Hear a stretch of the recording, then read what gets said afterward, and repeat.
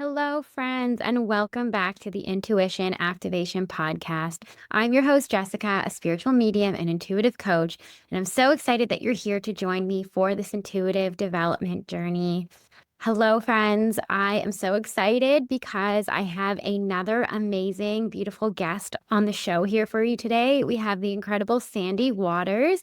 Sandy Waters is a psychic medium, and maybe more of the traditional sense of the word, in the sense that she connects with your loved ones from the other side. She also does psychic work similar to the way that I do, connects with guides, but she really is someone who embodies being able to just allow whatever wants to come through without such a specific agenda like I tend to have. So it's so interesting to have the perspective of a fellow medium.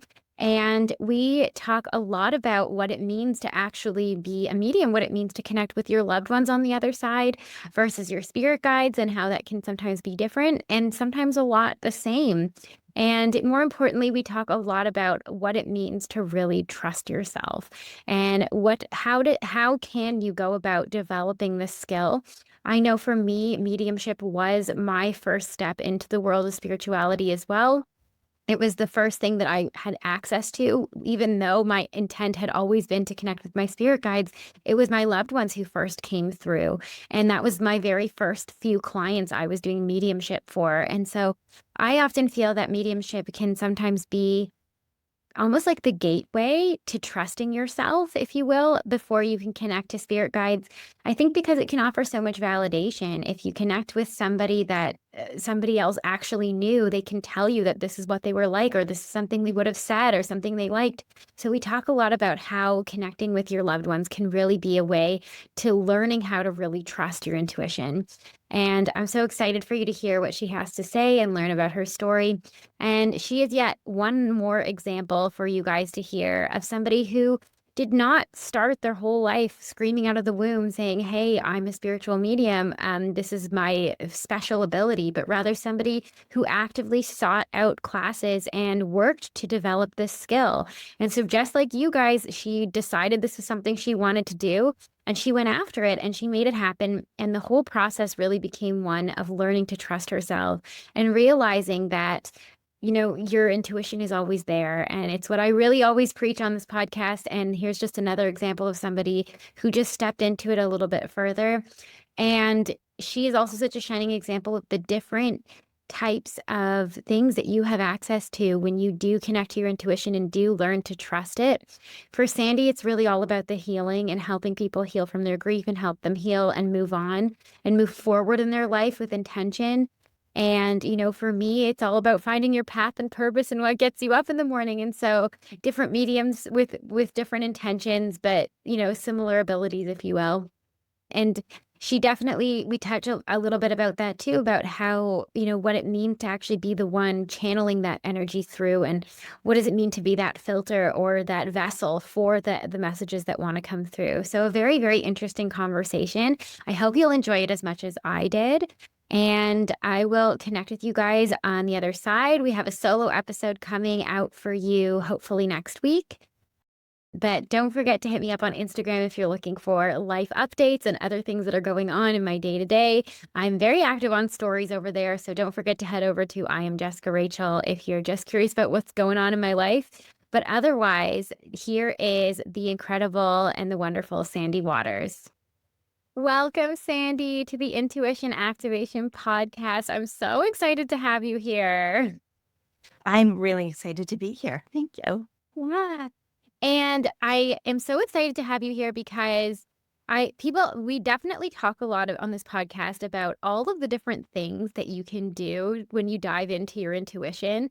And it really is sort of like this endless list of things that once you tap in, you really have access to so much.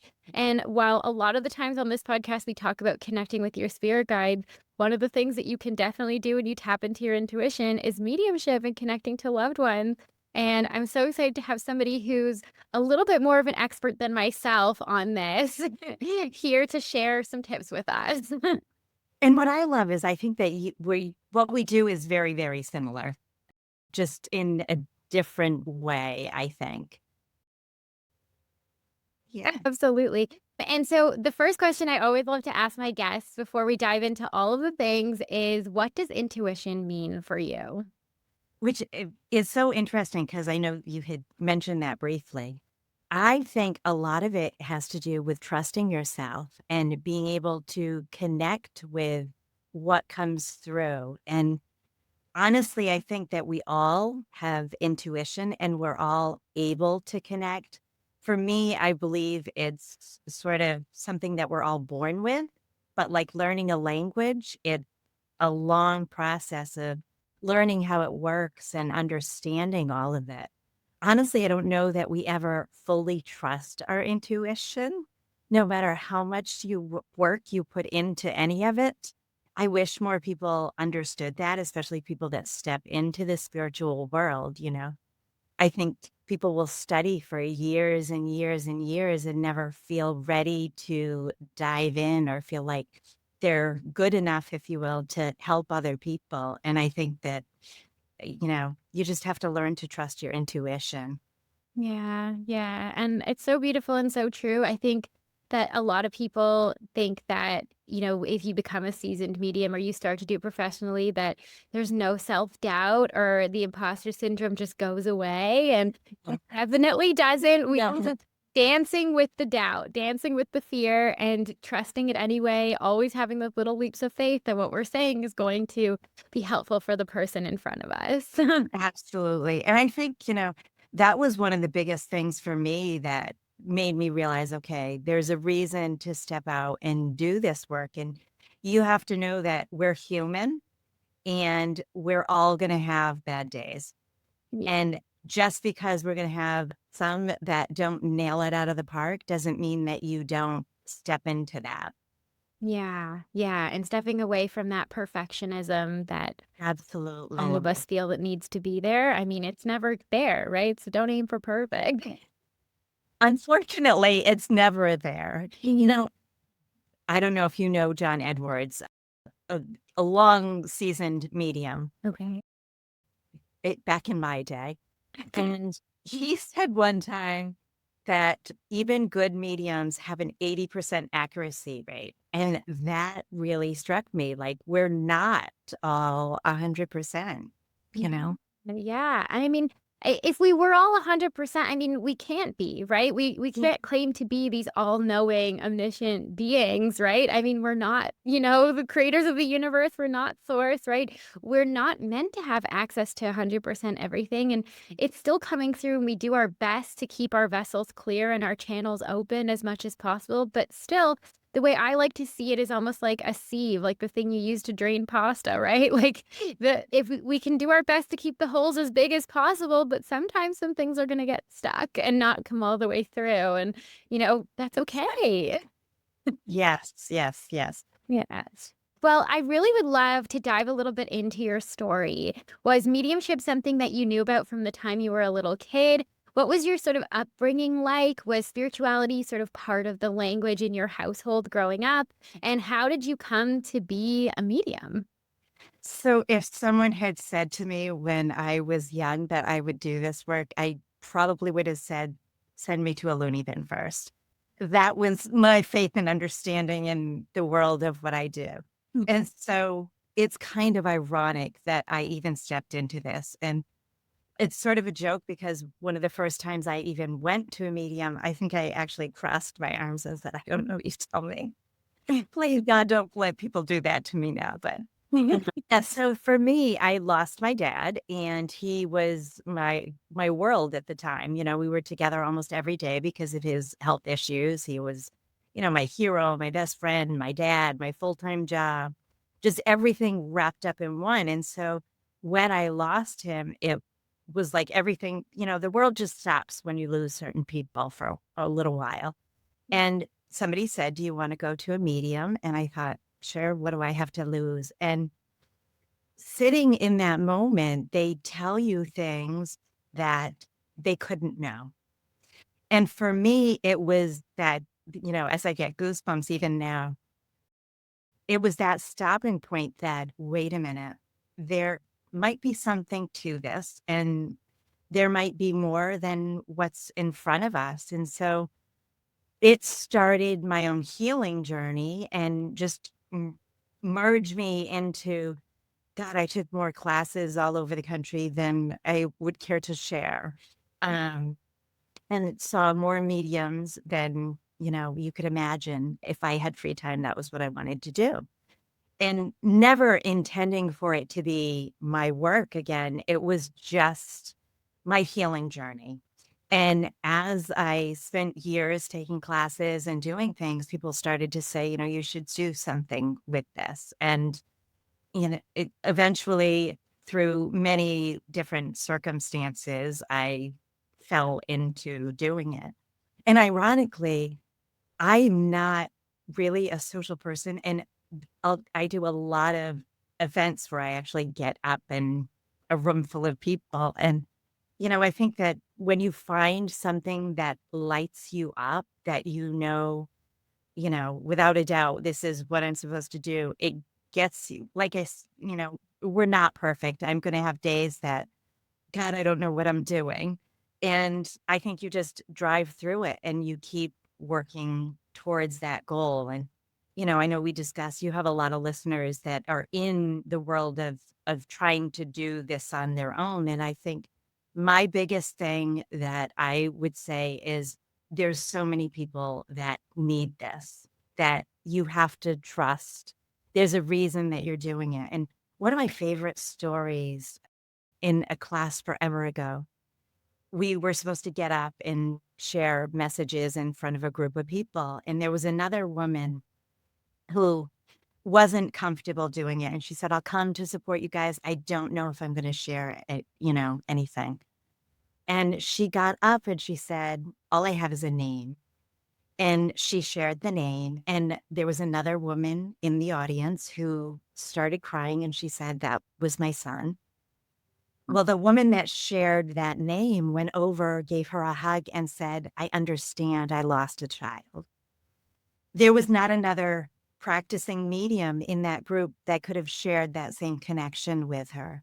And I think that, that's the big message in life is we think that we have to be X, Y, and Z, and we forget that our life and our story and what we have been through matters.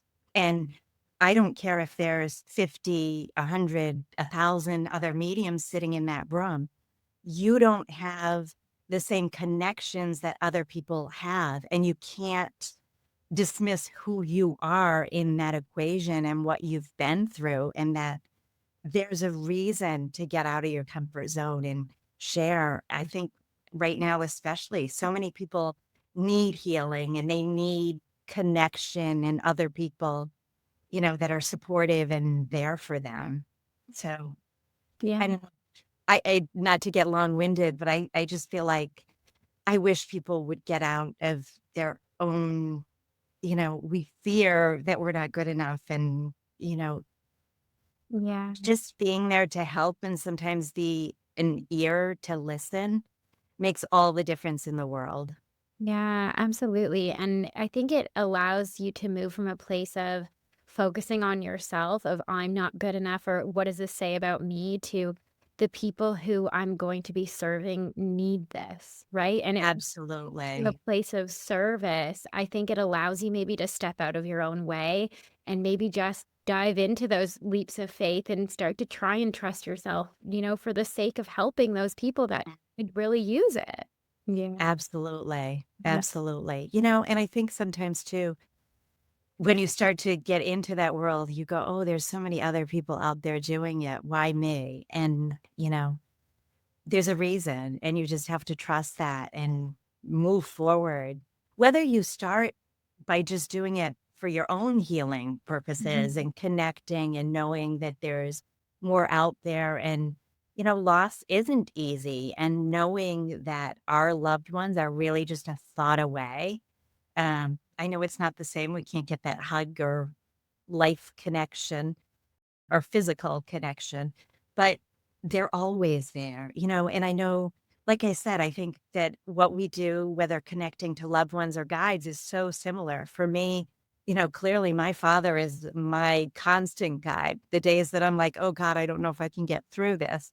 I'm like, Dad, please be there with me, you know? Yeah, yeah. Well, I want to definitely circle back to that point in a moment, but I do want to kind of just go back a little bit and talk a little bit just about your intuitive development journey, because from the place of, visiting mediums and just being a customer to getting to a place where you were actually being able to receive messages yourself. Like, what did that look like? Was there a certain aha moment, like the very first time that you connected with your own father or with somebody else? Like, what was that moment where you kind of went, "Oh my god, I did it." Yeah, so it was kind of wild, and when it first happened for me, I thought I was going crazy, and I didn't wanna share with anyone. Um, my mother and I were going on, like, a bucket list trip for her after my dad passed. We were going to Savannah, Georgia, and, we were going on this fashion tour, and this woman starts talking to me, saying that she was her aunt, and she would be there, and da da da da da. And I'm thinking, I'm like, send me to the loony bin, you know? Well, I am thinking to myself, okay, if this is even real, there's not going to be anyone else on the tour. It'll just be my mother and I. So there's like a safe space to, if I even want to say anything. And so we get there and it's just my mother and I. And at one point we stop at a tea shop and we start talking and I'm sharing my parents were both one of seven. I had several aunts and uncles. I think I had lost maybe one at that time. And here I have this like 20 or 30-year-old woman sitting next to me. And I'm like, your aunt has, it's your aunt. And I'm like, it couldn't be a great grandmother. That's a safe bet, you know? Yeah, yeah. And it was like her aunt was sitting there and no one else could see her, and I'm telling her, "She was your favorite aunt, and this is why you've gotten into, what you do," and all of these details, which my mother will remind me sometimes of them that, things that I said. But that was my first, "Okay, what is this, and where do I now go with this?" And I had no idea that there were classes at the time that you could take, but I came home and took a class, and again, just like going to mediums, it was, okay, where else do I find classes? Who else do I connect with? And just spending years in that space of learning and practicing and, like I tapped on before, I don't know that we ever feel like we're ready to do this or, you know, and Yeah. again, it was just many circumstances of people pushing me to do things or, "Hey, will you do a fundraiser?" And of course, that's a safe bet, like, Yeah. and me. It's funny. I did a house party with another practicing medium, and this was years ago, and I still have the first $20 that I made doing this work. That's so beautiful. It was so meaningful that, wow, like, someone's paying me to do something that I've just been doing for years that I love. Yeah, I'll never forget my first paying client. My mother was a chiropractor, it was a patient of hers. Oh. My mom let me use like the massage therapy room in her clinic, and I just sat there and, channeled to this woman's father who had passed, and and see, back then I actually did do mediumship more. It's on, you know? I was doing that first, before I was doing spirit guides, and yeah, I'll never forget the messages that came through and, all the tears. But I will not do that. Yeah. I know, I feel like Mhm. that's I feel so bad because especially people that have never been for a reading before, they sit down and, so many are like, "I never cry. I don't know why I'm like, "Here's the tissues," you know? It's healing, and we need to I think people try to hold everything in, and why? Yeah. We Yeah. need to let things go. And I think also, and I know, like, even when I channel somebody's spirit guides, right, it's not somebody they necessarily knew in this life, Right. usually not. And still the tears flow. And I think when we hit a truth for someone, right, Totally, like your body feels that and there's a release. totally. Yeah. Yeah, yeah. So I'm curious, what is I know for me, I'm predominantly clairvoyant. So it sounds like you're seeing, if you see this 20-year-old woman sitting next to you, what is your experience of connecting with loved ones when they come through? Because I know for me, and maybe this is why I sort of moved a little bit more away from it, because I found that when I connect with loved ones, I definitely see them. But sometimes it feels like I have a much harder time hearing them. Sometimes it feels like they're sharing with me just like visuals, and they're showing me memories, and they're nodding their heads yes and no. But sometimes the words aren't always there. And that frustrated me a little bit. Versus with spirit guides, it's like, right? They just tell me a million things, and they'll jump into my body and just talk right through me, right? They're like, let me just take over, right? Right, right. And so I'm curious, what does it look and feel like for someone who's a little bit more of a seasoned medium than Yeah. myself to connect with loved ones? What does that feel like in your mind and in your head? Yeah. So what's interesting is, first of all, let me say this. It's a growing, learning process. So your strengths or my strengths, everyone's, will change and evolve as we do this work. And so if you looked at the way that I work now as opposed to, when I started, it's clearly so much different. But sometimes I'll see, sometimes I'll hear, sometimes I'll feel. Honestly, like my vision is more like if I'm thinking of something or having a dream. I know some people see things clearly. I wish my vision were as clear as other people. We always want what we don't have. Hmm. Um, and I know it's a muscle that we can work on, but I think that you go into what feels comfortable and then you work through the other pieces, if that makes sense. So, where today I may just hear everything, tomorrow I feel everything. I do find, though, for me personally, I like to feel. It's more, similar to where you will see a lot of, for me, it's comfortable. It's like, it's not like the thoughts that are coming through that you're like, wait, what was that? Can you say that again? Hmm. I'm not sure I caught that the right way.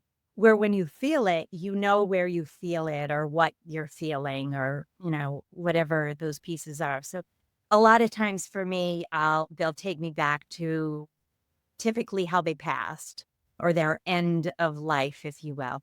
And so those are a lot of things that I'll feel, what was happening, or they'll take me to like I can feel the cancer, or if there was an intubation, I'll feel like that block in the throat or different things like that. So it is interesting. I think that we get a little of everything, especially as we're growing and learning, but then we have like our fallback.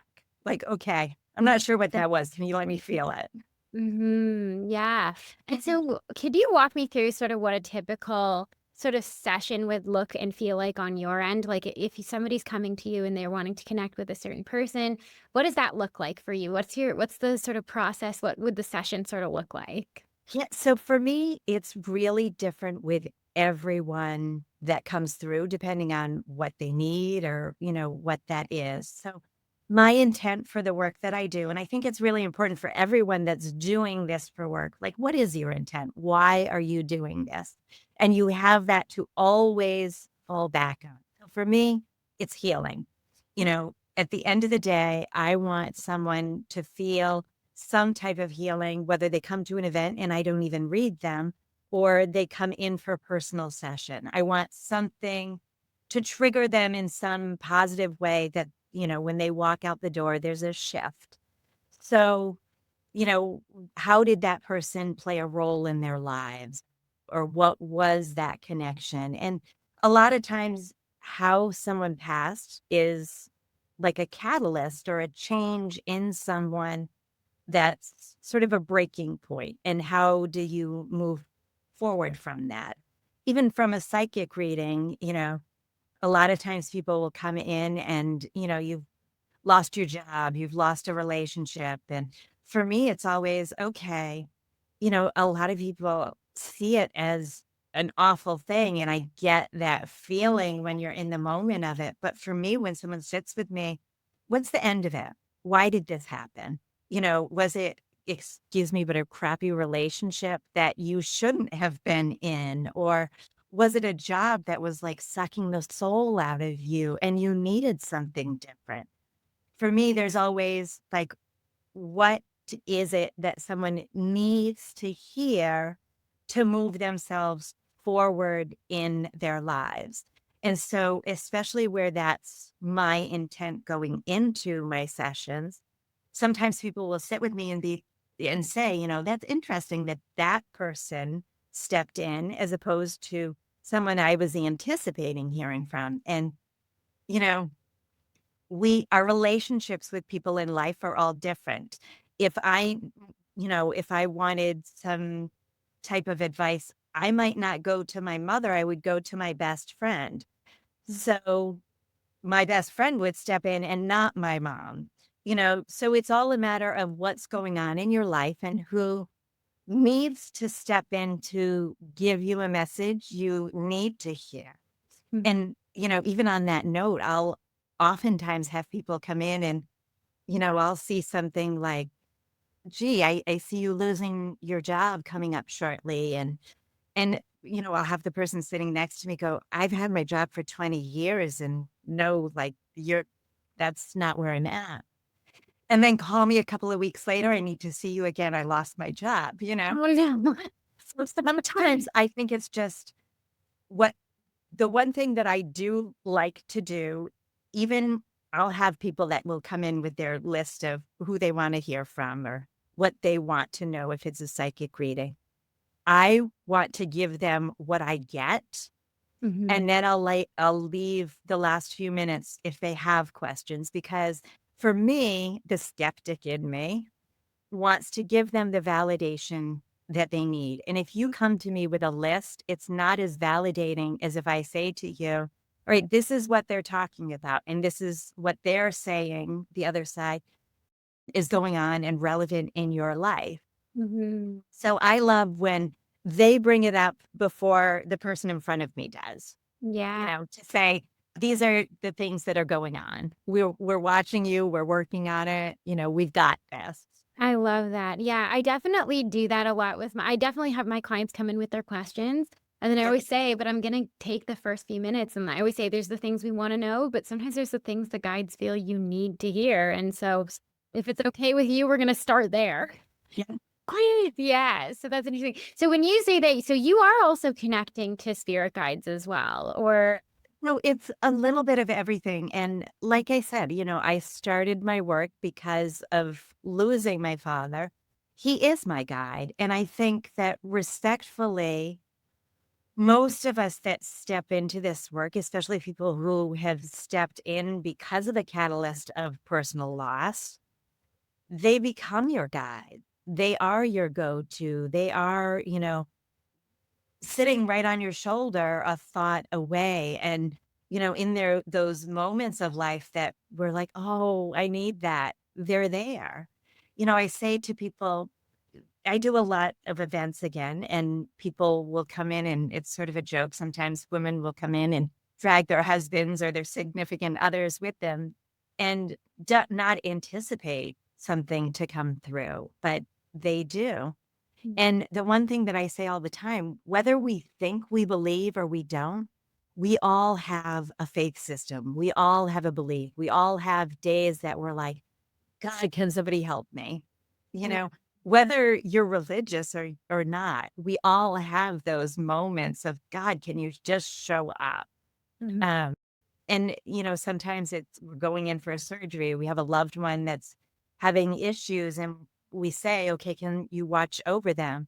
Even if you don't know who you're asking to watch over them, we're asking those things. We're saying those things. So I think, again, many of us have more faith than we realize or than we think we do, Yeah. or intuition, or whatever the word is that you want to put on to that. I think Yeah. Amazing. it's all the same Yeah. words. And so I do want to touch on this point because I realize that, and I do have a lot of people who reach out to me on Instagram and say that the reason that they're wanting to connect to their intuition is because they lost somebody and they want to be able to reconnect with them. And that becomes sort of the gateway for them to connect to their intuition in all other ways as well. And they sort of dive into the world of spirituality that way.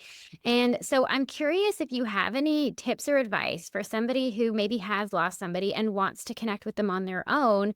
What advice do you have on where they can start and how they can maybe try to connect? Yes. So one of my favorite go-tos is always meditation. It's always getting quiet, connecting, get out of your own way. Because so many people that come to see me, you know, they'll say you're talking to them. You hear them talking to you, but you're questioning it. We all question it. And when we let go of that and say, okay, I'm going to have a conversation with them and just trust it, just feel it in your heart, let go and connect. So many people think, well, if I'm not hearing it like the conversation that we're having with between you and I, then it's not real. God, I wish I heard them in that clarity. It's the way we all hear it. It's those thoughts that sort of come and go and pass by, that the more that you hear it, the more that you trust it, the more that you validate those things, the more it all falls into place. And even the signs and the synchronicities and, show me a sign. Let me trust that. Yeah. And I always say, for the students that come through in my community and in my coaching programs, I always say the majority of this program is not going to be me teaching you how to, techniques on how to channel. It's going to be you learning how to trust yourself. Yes. Right. That's 99% of the work that we do. Yeah. Just Absolutely. trusting it because the intuition's there, right? You were bored with it. It's there. Yes. The question is, are you able to recognize it? And then when you do recognize it, are you trusting it? And I think a lot of people have this misconception that what we do is something that feels really magical and really outside of ourselves, like these apparitions coming to us or these voices from outside of ourselves. And the distinction that I always try to make for people is that it doesn't sound any different than the voice inside your head. It doesn't look any different than your imagination in your mind. The question is, do you recognize that to be a channeled message, right? Did you get quiet enough to trust it, right? Absolutely. Yeah. Absolutely. Um, And honestly, that's the hardest part of the work that we do, is trusting ourselves. yeah. And what do you suggest for people who are in that place? Because that is really the hardest part, I think, of this whole journey is learning to trust yourself. How did you start to trust? What are some of the things that you did where you kind of felt like, okay, I think now I feel confident enough to trust myself enough to start offering this to other people? Were there some steps you had to take? I think that more than anything, you have to share with other people. You have to be willing to open up and take that leap of faith, because that's where you get your validation. You know, it's trusting those processes, or as you get downloads or you see things, write them down and watch how many things fall into place or come to be. You have to work with it and find ways to validate it, if that makes sense. You have to start. It's so much easier to trust when you're sharing it with other people, Yeah. and know that there's so many in this day and age. There's so many people that do this work. There's so many places that you can find, even virtually, to practice. And that is truly where you need to start. And I wish everyone knew, like, we all walk into it feeling like, God, I don't know why I'm here. I don't know if I can do this. I don't, unless you open up, unless you say what you're seeing, what you're feeling, and practicing it, you're never going to grow. You're never going to learn. It's like learning a math equation, right? The only way to get it right is to practice and get it wrong. Right. Absolutely. Absolutely. And so, shameless plug, if you're looking for that place on the internet, come and join the intuition activation community. There's your people to practice with. And Yeah. that's just it. Find those places that you can Mhm. practice, and that's where you build it. Absolutely. That's where you get that trust from. Yeah. And I'm curious, and I know this is definitely the experience for myself and other mediums that I've spoken to, but we talk about this a lot in the community of it really is actually more validating to receive messages and channel for other people than it is to try to only get messages for yourself. Has that been an experience, the same experience for yourself, where it can sometimes be more challenging to trust the messages that are coming through for yourself versus the ones that come to people? Absolutely. Absolutely. You know what? I'm a fairly well-seasoned medium, and I love going to other mediums. You know, it's just the way it works. Yeah, yeah. As you to hear from other people, what those messages are and just all of those things. Yeah. No, because I think sometimes we get too attached to our own, Yeah. emotionally attached to our own outcomes, right? And the answers that we want. It can be hard to be objective, and we're very opaque to ourselves, right? We don't see Yeah. ourselves the way other people see us. And so it's helpful to have other. Right, right. But you know what? It's so funny as you have like pendulums that are hanging, and that's one of the it's sort of a joke because how many times have you, I'm sure you've talked about pendulums. I actually haven't spoken about them on this podcast. You can So share for those who haven't heard about them? yeah, so let me grab one quick and I'll show you. Yeah. So this is a pendulum. And honestly, you can use anything. You could use a necklace if you wanted to, or anything that, will swing. And you'll just ask it, show me yes, and then stop and show me no. And, it, and you want to ask your yes and no because it's different for everyone. Mhm. But you will get people who like will go to the pendulum and like you said, we get invested in the outcome. So you'll ask the same question like 100 different ways and 100 different times because you want a different outcome. A different You know? answer. Yeah. And just for Yeah, those who are listening and not watching, a pendulum, it kind of looks like a crystal almost hanging on a chain, it right? does. And if you Yes. and a yes will swing back and forth and a no will swing in a circle. Is that how it works?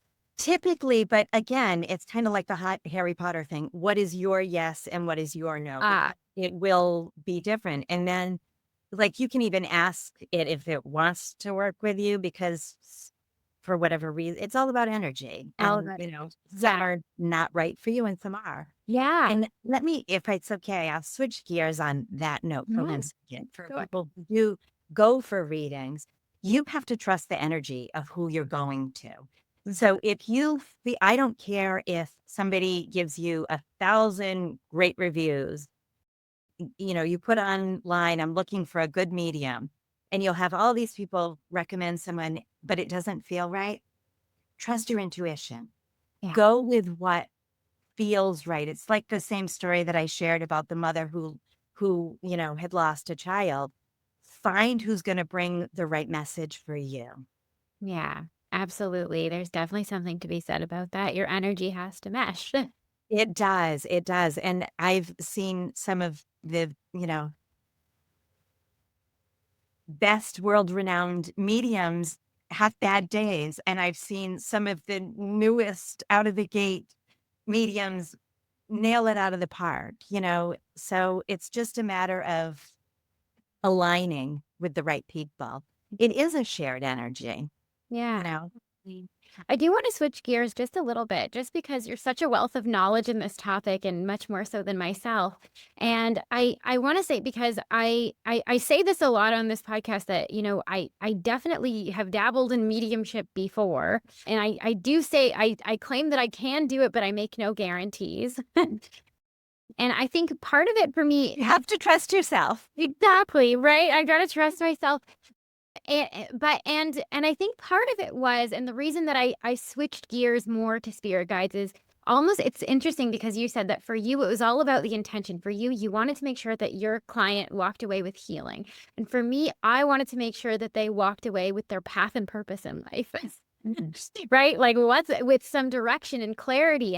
And so for me, I felt that spirit guides lent themselves a little bit better to that. Whereas loved ones, it felt a little bit more like we were spending a lot of time, healing grief. And while I think it's a beautiful, beautiful work, I wasn't great at holding space for that. It was too heavy for me in a lot of ways.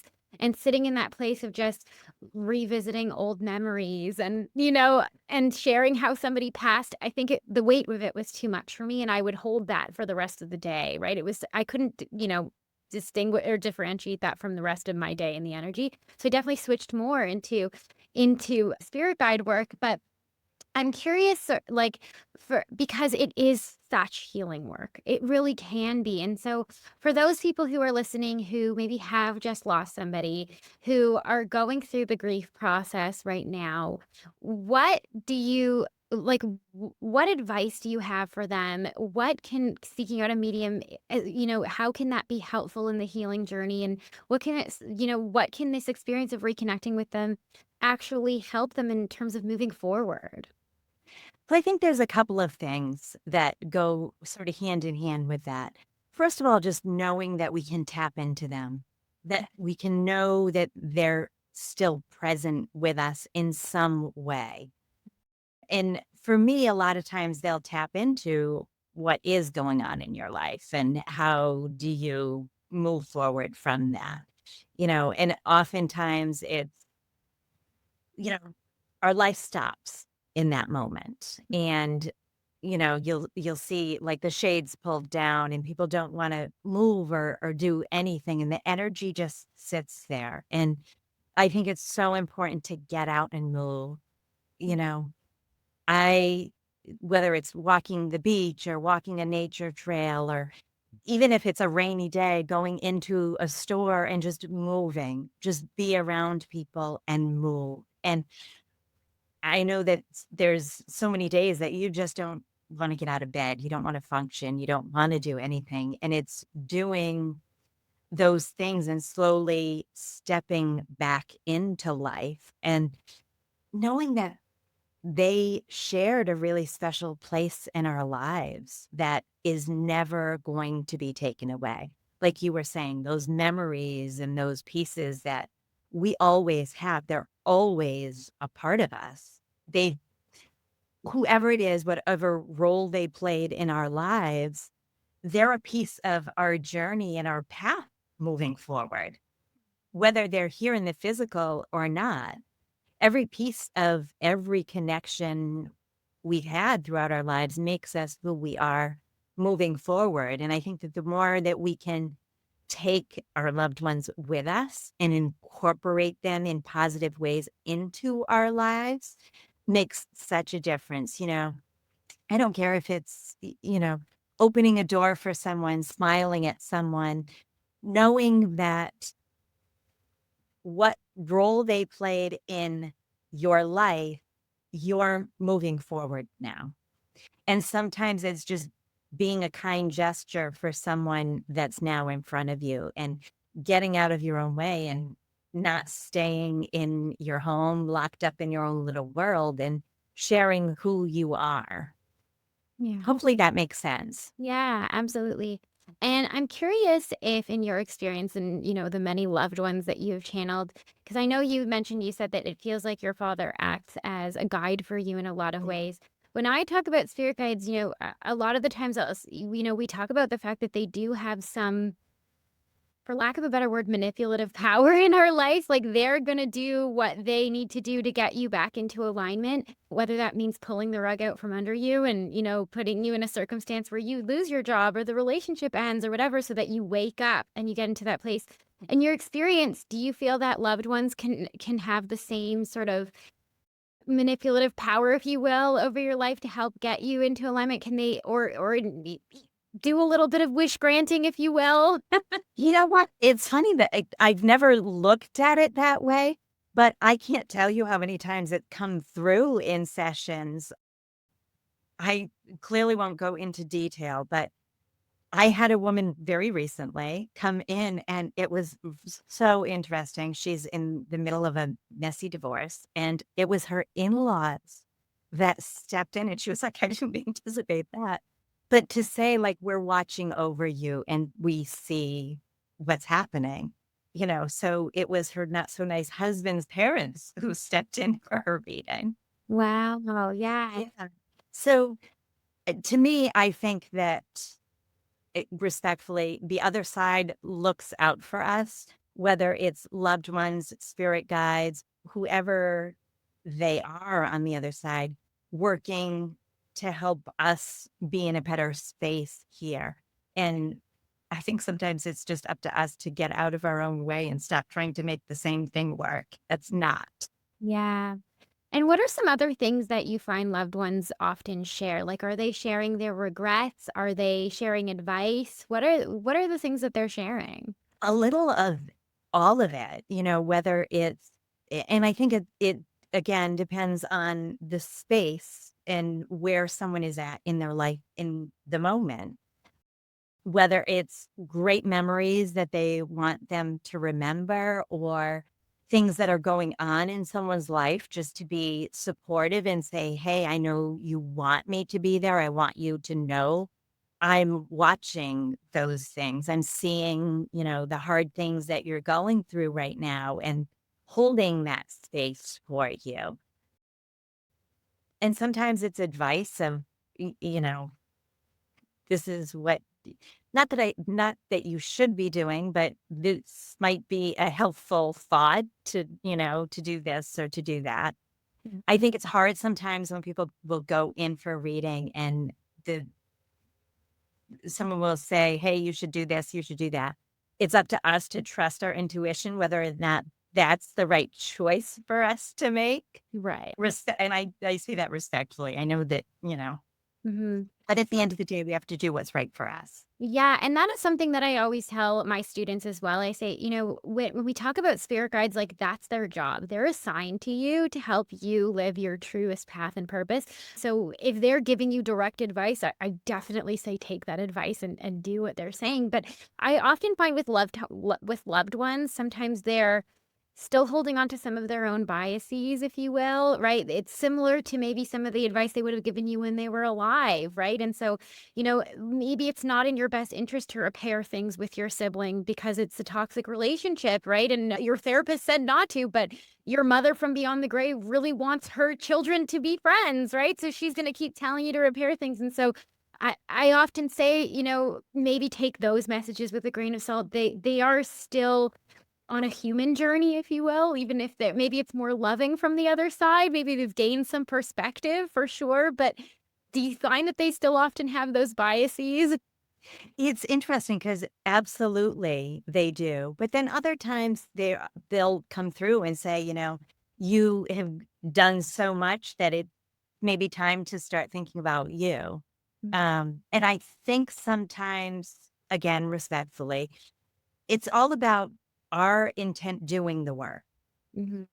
What is my intent in the messages that I share? And I want healing to come from it. So I don't know if that weighs the way that things come through.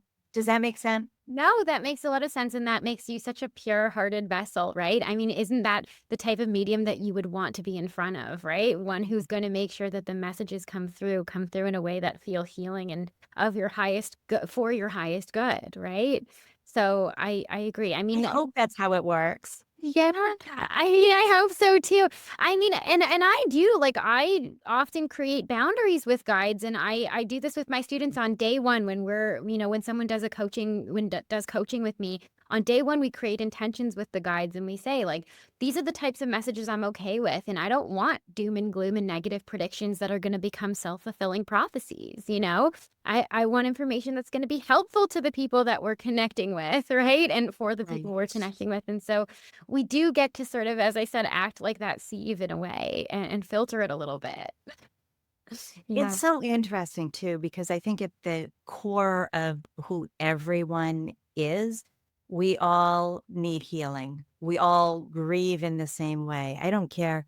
I've said I have sat with people who couldn't afford to see me, and I've sat with people who have millions of dollars. Mhm. And at the end of the day, their grief and their hurt and what they go through in life is all the same. Yeah. It's all the same. And I think it's important for us as human beings to sit back and realize that we're all in the same space together. Yeah. We all go through the same experiences. And especially right now, I feel like so many people feel so alone and, like they're in their own little bubble. And at the end of the day, I think so many people feel that way. Yeah, yeah, so beautiful. Well, I mean, this has really been such a beautiful conversation, and we've learned so much from your experiences already. Is there anything that you want to share with the listeners that I didn't get a chance to ask you? Oh, that's like an open-ended question. I don't even know where I would begin. I feel like I get long-winded sometimes. I think the biggest thing for me is I wish that everyone knew that their loved ones really are still with them Yeah. at the end of the day, because I wish the day that my dad stepped away, I knew that he was still with me. We even had before he passed, I didn't believe in any of this stuff. And I knew I was losing him. We had that ghost moment of, okay, dad, what's your word? What's the password so that when you die, I know that it's really you. And I went from medium to medium to medium looking for my password. And it was months, maybe years, and many, many, many, many mediums later that it came up almost by accident. It was the first medium I ever went to, and she later became a friend, and she actually brought it through one day. Well, we were doing things together. And I think it's just being open to know that your loved ones are still with you. And sometimes we come in and we want just this one thing, or we're not going to trust that our loved ones are there. And again, it was so many messages and so many other things that by the time I got my password, I already had a faith in what was there. But I wish people walked in the door just being open-hearted and open-minded to know that they're there. Yeah. So, so beautiful. I love it so much. Thank you. This was so fun. Yeah. Where can our listeners find you if they want to connect with you more? Yeah. So it's Sandy Waters Medium. Just think of the beach. Mm, I'm on Facebook, I'm on Instagram, and I have a website. amazing. And we'll link all of that in the show notes. But thank you so much for Thank you. joining us today. This was really such a magical conversation. Thank you. I appreciate it.